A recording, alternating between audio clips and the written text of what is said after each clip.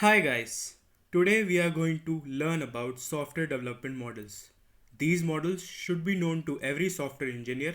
Many questions are asked in interviews in any field of software.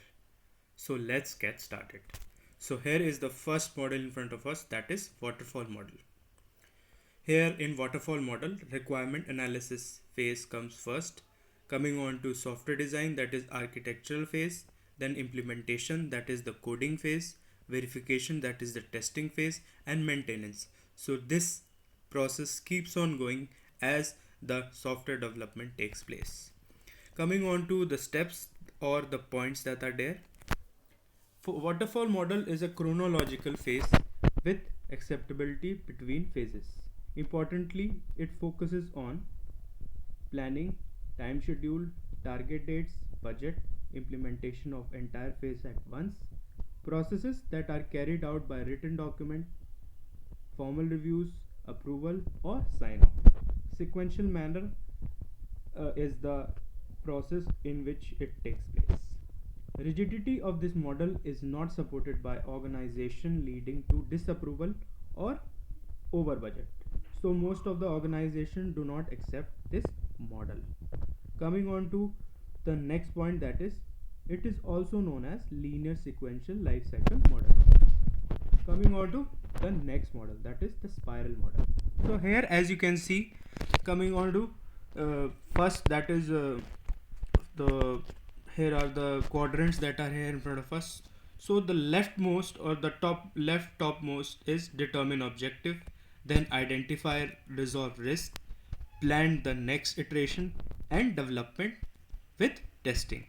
So in spiral process, these all process takes place.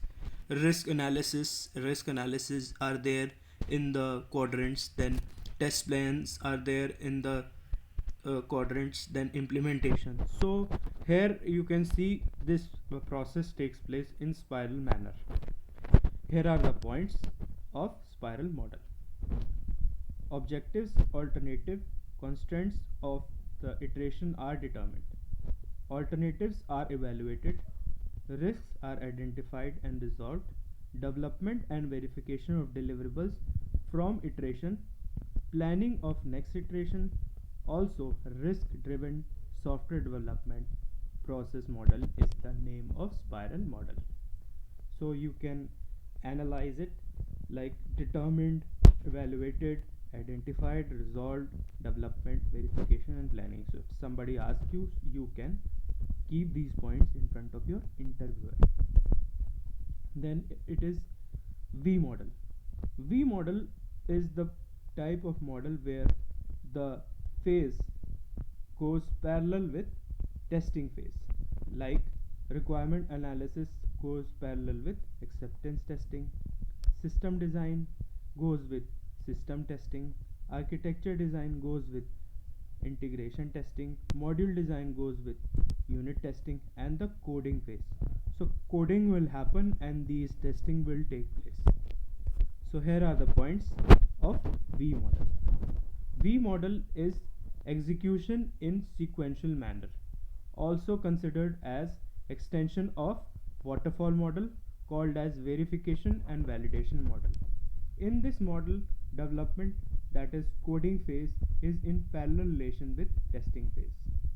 V model provides guidance to start testing in life cycle as early as possible. Below are the 4 levels in V model. First is component testing. Component testing searches for defects and verifies the functioning of software components. Example: modules, programs, objects, classes, etc. that are separately testable. Coming on to other points, that are integration testing, system testing, acceptance testing. Integration testing tests interfaces between components, interactions to different parts of such an operating system, file system, hardware, or interfaces between systems. System testing is concerned with behavior of the whole system, product as defined by the scope of development project or product. The main focus of system testing is verification against the specified requirements. Acceptance testing validation is with respect to user needs, requirement, and business processes conducted to determine whether or not to accept the system. Here is the RAD model where you can see the requirement palette planning is done, then the user design and development goes parallelly, then after all the process the product launch is done.